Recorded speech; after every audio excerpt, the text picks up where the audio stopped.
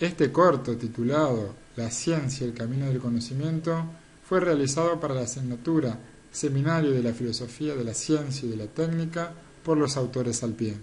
Los objetivos que deseamos alcanzar con este video son explicar las nociones básicas para analizar el pensamiento científico, que usted pueda reconocer las fuentes, clasificación e importancia de la ciencia, y por otro lado, comprender la relación entre la ciencia formal y la ciencia fáctica. Podríamos comenzar preguntándonos qué es un problema, e incluso encontrar muchas definiciones como la que vemos en pantalla. Sin embargo, debemos destacar que la historia humana está plagada de situaciones que muestran el interés del hombre por conocer ese mundo que lo rodea, haciéndose preguntas como ¿para qué? ¿Y por qué? ¿Y cómo es? ¿Y de dónde? El hombre primitivo, por ejemplo, intentó explicar los fenómenos que observaba a través de los mitos, vinculándolos, por ejemplo, con la divinidad y fuerzas misteriosas. Esa explicación se basaba en intentar resolverlo en función de lo que ya sabía.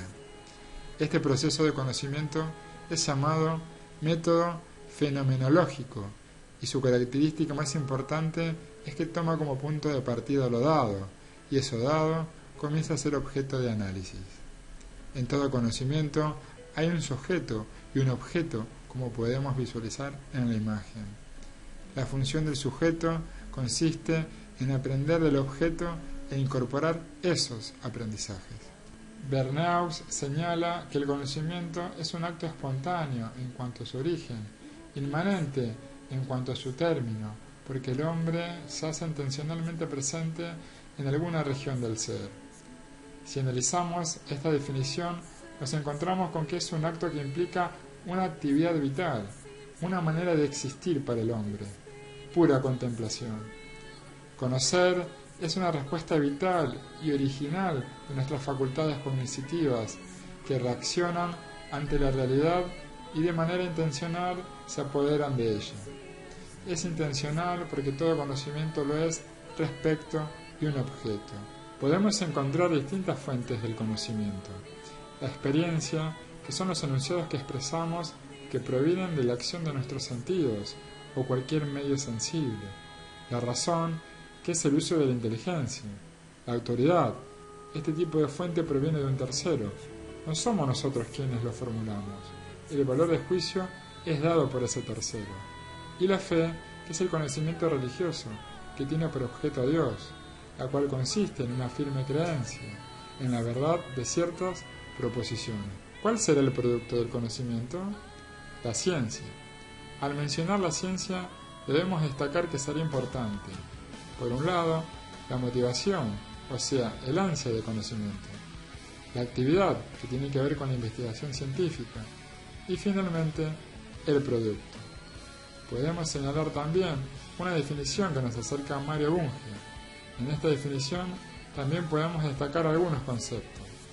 Acción metódica, que tiene que ver con la inteligente disposición de los medios para alcanzar las verdades propias de cada saber. Requiere una planificación adecuada de ciertos pasos que permitan adquirir nuevos conocimientos. La organización sistemática a través del método particular. ¿Cómo se genera este conocimiento?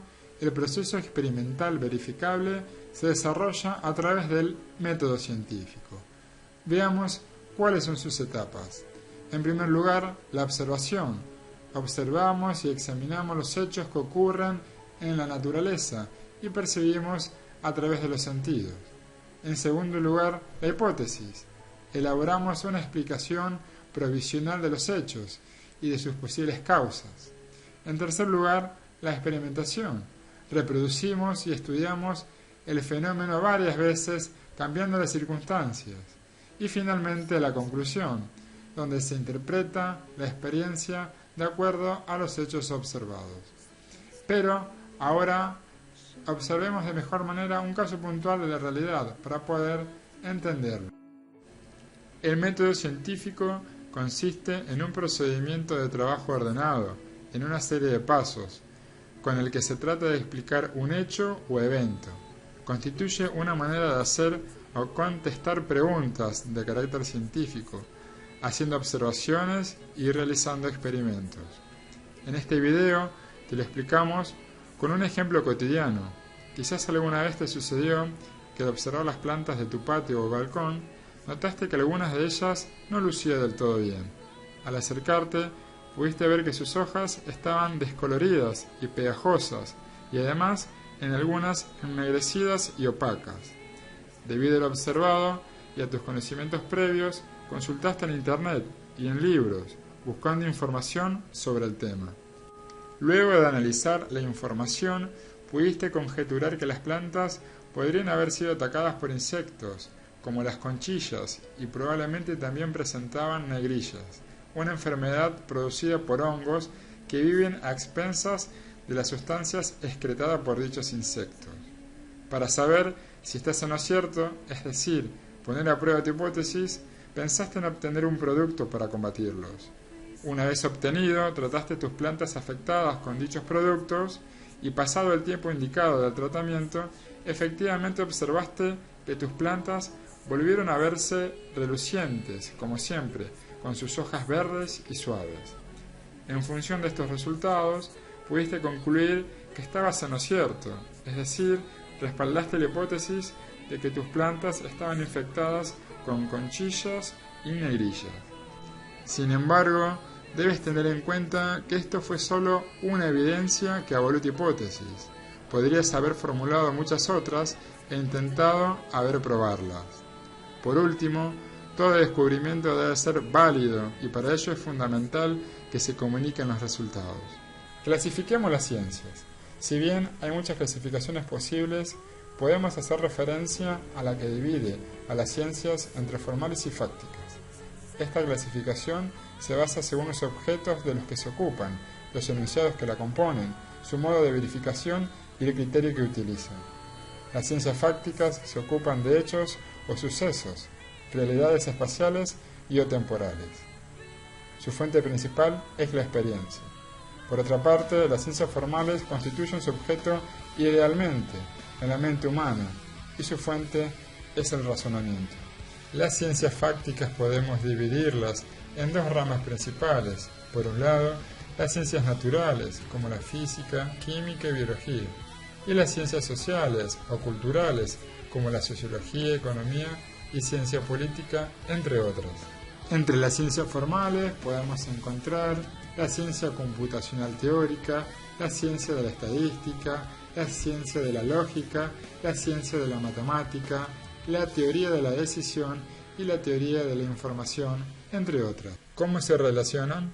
Por ejemplo, las proposiciones matemáticas decimos que son tautologías, porque son verdades formales cuya validez dependen solamente de las definiciones de los símbolos que contienen. En cambio, las proposiciones de las ciencias fácticas son contingentes, son proposiciones sintéticas cuyo carácter es contingente. La ciencia formal no habla de hechos, construye conceptos.